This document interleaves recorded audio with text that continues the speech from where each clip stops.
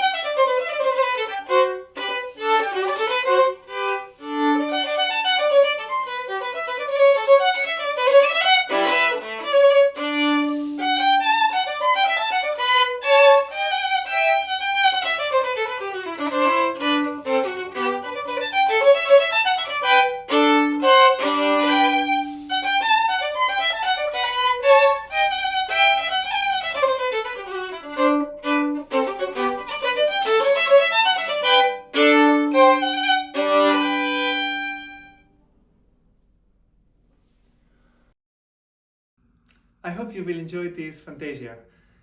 I think it's a wonderful piece.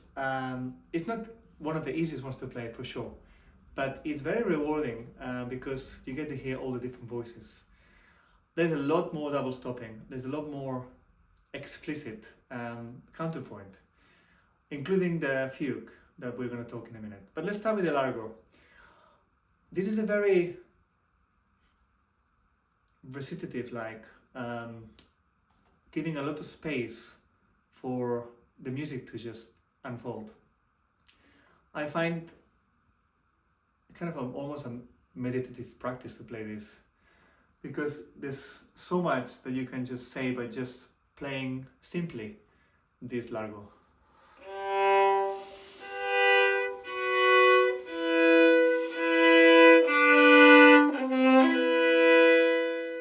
With a pedal at the top, and then we have the melody at the bottom. But it kind of opening up, and that's what I really like. And then we have this more double stops. So the trills on the top.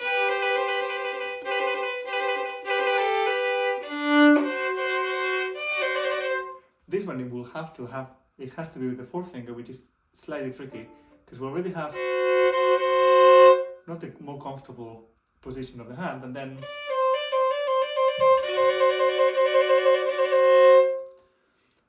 we have this trill with the fourth finger. So that will be one to practice, and to make sure that the hand keeps nice and soft. We got more of those.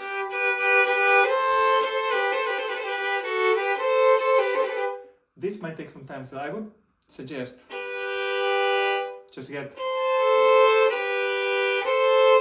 the third reading tune and then do rhythms.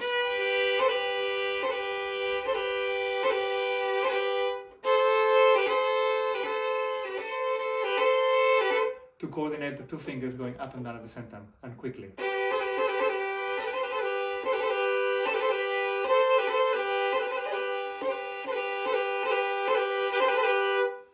That would be my suggestion for the trills, double stop trills.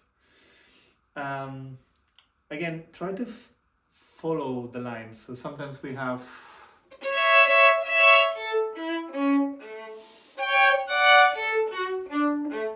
this line going down, but at the same time,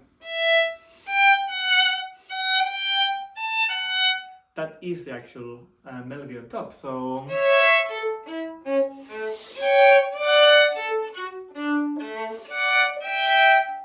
I would use more bow for those, for the melody at the top, and then off the string for the quavers, and that will create the two different voices. Moving on to the fugue, this allegro is actually a gigue and a fugue at the same time. This is a true Fantasia, going beyond the limits, trying something new, experimenting. This is why these Fantasias are amazing, because Telemann felt free to explore different things, and at the same time bring something that is not very common in his music, which is for a solo violin to do, or for solo instrument to do more than one melody at the same time in counterpoint, like Bach would do, or other composers. So here we have the theme.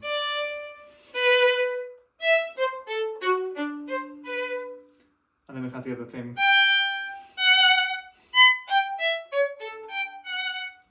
And then we have this theme coming a few times, while we have the counterpoint.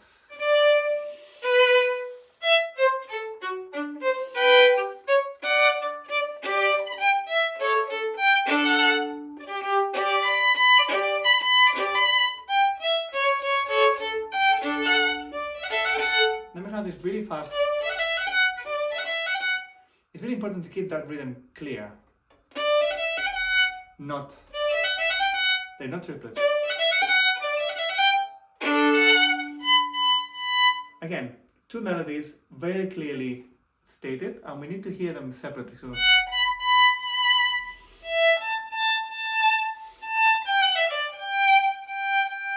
the other one. So together.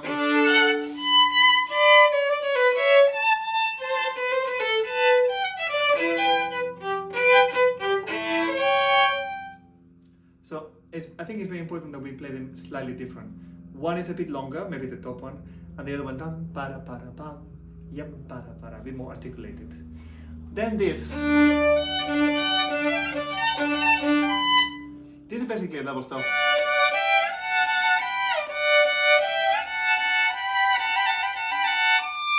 Only that it's arpeggiated, so that it sounds different and also it's a bit nicer to play. But I would think of them as double stops so that sometimes we can play them at the same time and it sounds even better.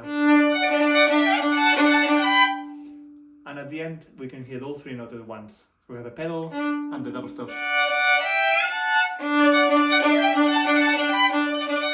It's not, if that makes sense. So we have those double stops going through. And finally we have the last movement, which is really short and sweet. I think to counteract for all the heaviness that we had in the fugue before. Heaviness as in difficulties, challenging as well. So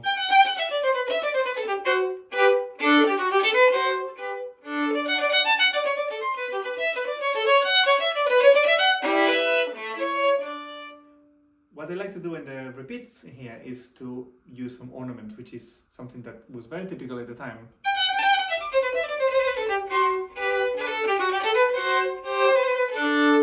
Wherever you feel it's the right time to do a trill or to use extra notes, I think this is a good one. Although it's fast, it's quite simple, so it's possible to do an ornament here and there.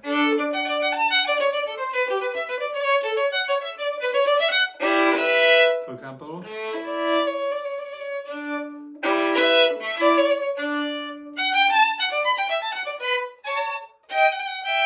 this is a bit tricky.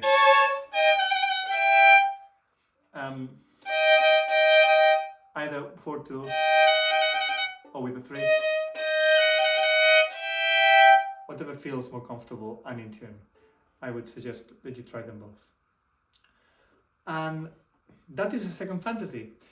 If we want to know more about these fantasies, I am planning to do a more in-depth video about the context, historical context of it, and how Telemann viewed this within his works and within the world of violin solo, like Bach.